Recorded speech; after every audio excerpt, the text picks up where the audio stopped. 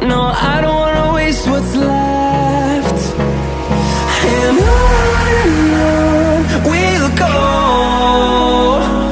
through the wastelands, through the highways, till my shadow turns to sun rays. And on we'll go, through the wastelands, through the highways, and on we'll go.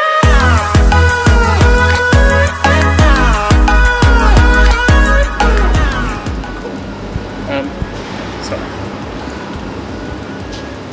Bloody pigeons scaring the shit out of me. Welcome back to another episode of Wheel Talk from a dingy garage. I'm Si, Jack is behind the camera. So today we are doing, we're answering a question from one of our commenters, what to look out for when buying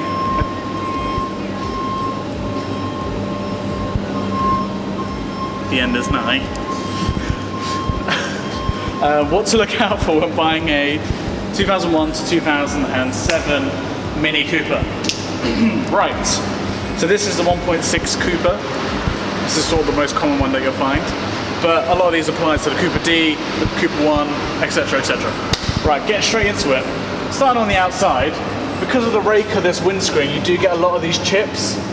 So I would say if you see more than 1 or 2 chips, try and get the price really down or avoid it, because, you know, new windscreen effort. Next, these plastic bits, they're not actually body panels, they're plastic, and they chip sometimes along the edge because of the same reason, and sometimes they fade and it just looks a bit gross. Again, you would do that with bodywork, you would look at the bodywork, so just try and get the price down again, it's just worth it. Again, the same for the windscreen. Wind mirror, sorry. The next one is these the door mechanism in here. It gets a bit stiff because it's a squeeze and not like a traditional pull. So it's just something to note. It's not really something that you could probably get your price down on, but it's just worthwhile noticing. Right, next, as you can see, we've got this half open and loads of bird shit on it. The seals around the rear tailgate, they are known to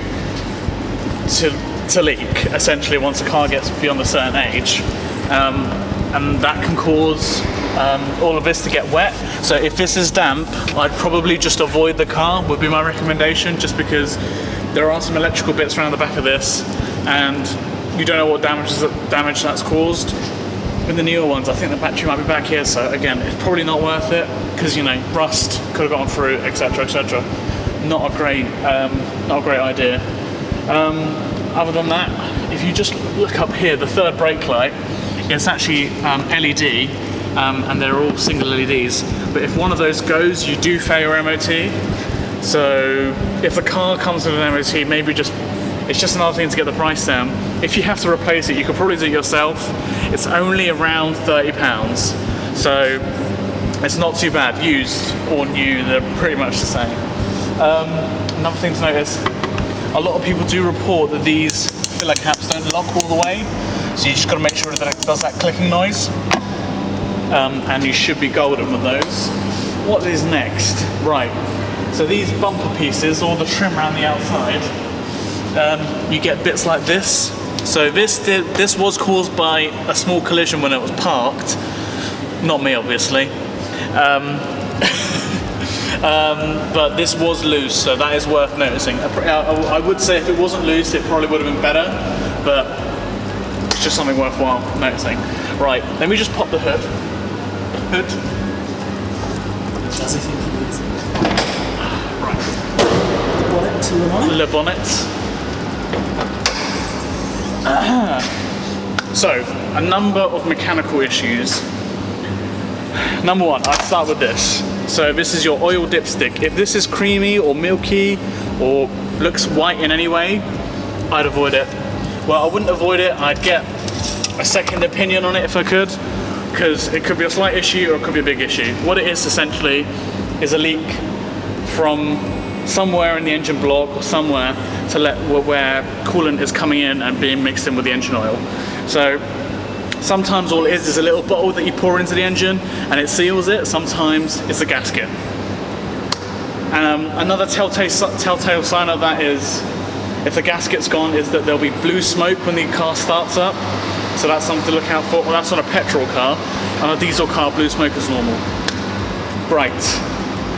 After you've test driven the car, or when you're test driving the car, some things to look out for are knocking noises from suspension, all four corners. The rear ones are very common to have wishbone issues. So, just worth noticing. It's just not worth the hassle, really. Another thing is the engine oil known to leak. The engine block is known to crack. So if you've driven the car quite hard, I would suggest giving it some on the test drive. When you get back, poke your head under the bonnet after you've had a chat with the lady or the man, and if you can see anything leak it, maybe avoid it, because if you're not technical, maybe avoid it. Right. Another issue, power steering pump. It does whine normally, and it whines when when you're parking or when you're driving slow. That is normal. Although if it's loud, like really, really loud, and it's very audible, I would say avoid it, because it could be a very easy issue. It could just be power steering fluid, or it could be the pump, which is around 700 quid. Another mechanical electronic issue we'd like to point out, because we had experience with this, haven't we? One of our friends' minis had an airbag light come up, and that was quoted at £700 to replace, or to sort out. My girlfriend and I had a bit of Yeah. So I'd watch out for that one. Oh, and another thing is, the alternator is very common on one of these. There's no real way of telling, so it's sort of it's just a bit of a gamble, but they are quite common, and as a result, the alternator parts are quite cheap. Mine did go when I first bought it, around 10,000 miles after I bought it. It was about £30 for the part, and I spent about an hour redoing, taking everything off and putting it back on. But let's say it's 2 hours worth of labour, it's probably like 250 quid. So you can decide whether that's a take it or leave it sort of situation. Other than that, I think that is most of the grounds covered. If you have any questions, feel free to drop them in the comment, and we'll try and answer them best we can. And if we can't, we'll try and get in touch with someone who knows a little bit more to try and get you the best information possible. But other than that, give us a like, give us a subscribe, or dislike if you disliked us. Follow us on Instagram. Posted a very sad picture of the fallen comrade, the KA. So please go and comment RIP or an F. Press F to pay respects. Yeah, that's pretty much it for today. Got a sneaky peek of a teaser in the background. Oh no! That's the next video coming up. Yeah, that's it for today. So goodbye from me and Jack. See you next one. And we'll grow